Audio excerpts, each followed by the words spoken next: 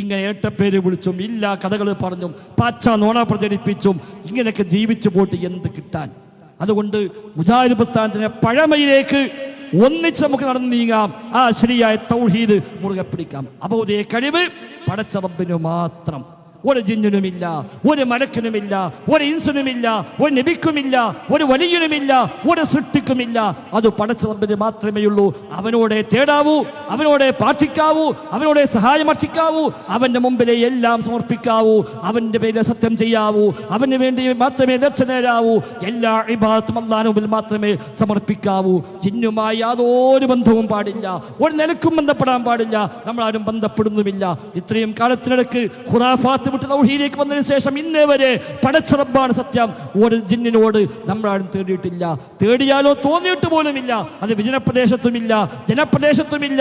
എവിടെ പോയിപ്പെട്ടാലും ഒരു ജിന്നുണ്ടെങ്കിലോ അത് കേട്ടെങ്കിലോ അത് കണ്ടെങ്കിലോ ഒന്ന് വിളിച്ചു നോക്കിയാലോ എന്ന് നമ്മക്കാർക്കും തോന്നിയിട്ടില്ല.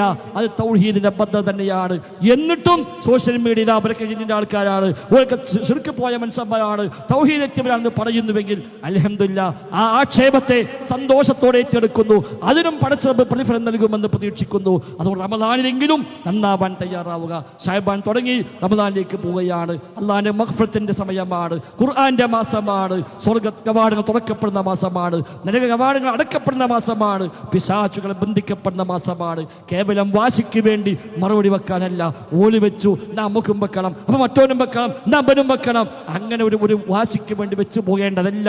ഇതൊന്നും ചെലവഴിക്കുന്ന ഊർജം പരലോകത്ത് പ്രതിഫലമായി കിട്ടണം, സമയം പരലോകത്ത് പ്രതിഫലമായി കിട്ടണം, കൊടുക്കുന്ന സമ്പത്ത് പരലോകത്ത് തിരിച്ചു കിട്ടണം. സഹോദരങ്ങളെ, വിശുദ്ധ ഓർഗനൈസേഷൻ ആ ലക്ഷ്യത്തിലാണ് മുന്നോട്ട് പോകുന്നത്.